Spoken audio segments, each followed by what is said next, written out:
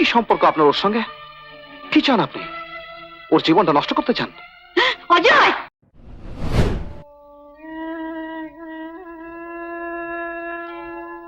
এভাবে সবকিছু ছেড়ে কতদিন আমার জন্য এখানে থাকবে? তুমি আছো তাই প্রাণ ভরে নিঃশ্বাস নিতে পারি। তোমাকে ছেড়ে দিতেও মন চায় না, কিন্তু ধরে রাখবই বা কোন অধিকারে? অজয় বোধহয় কিছু আঁচ করেছে।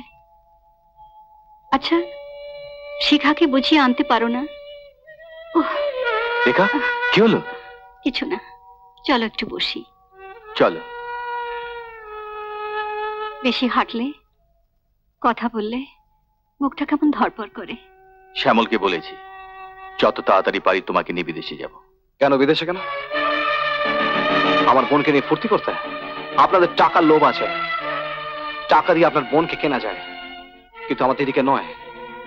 আপনাদের সুখের জন্য সবকিছু ছেড়ে দিয়ে আমরা এত দূরে চলে এসেছি, তবু কেন আপনি আমার দিদির পিছু নিয়েছেন?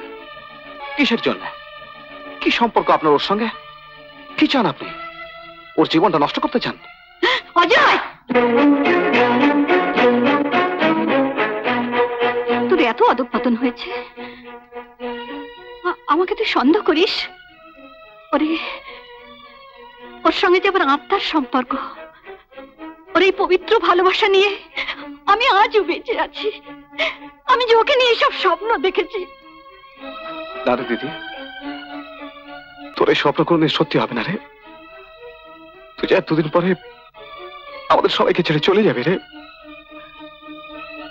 তোর যে ব্লাড ক্যান্সার হয়েছে, এ রোগ তো সারে না রে। অনল, অনল, অজয় সব কি বলছে? আমার আমার ব্লাড ক্যান্সার হয়েছে? অজয় ঠিকই বলেছে। ও, তুমিও জানো, আর জেনেও আমার কাছে সব গোপন করেছো? বলো, জবাব দাও। রেখা, আমরা আজই বিয়ে করব। না না, আমার ভালোবাসার অপমান তুমি করো না। আমি আমি তো একটা ক্যান্সারের রোগী। আমি ফাইনাল ডিসিশন নিয়েছি রেখা।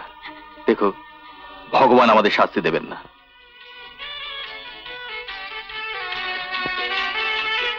শ্যামল, তুই শুধু আমার বন্ধুই না, তুই রেখার ডাক্তার। অবশ্যই বন্ধু স্ত্রীর প্রতি কর্তব্য আমার অব্যাহতই থাকবে। আপনি জানেন আমার মা নেই, এই দিদি আমাকে মায়ের স্নেহ দিয়েছে, আমাকে বুকে করে আগলে রেখেছিল। সেই দিদিকে আমি আপনার হাতে তুলে দিলাম।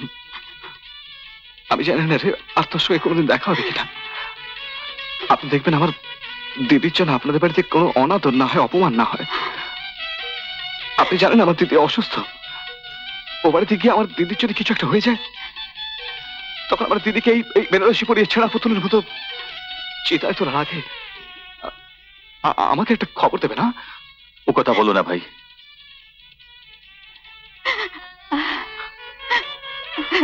চলো।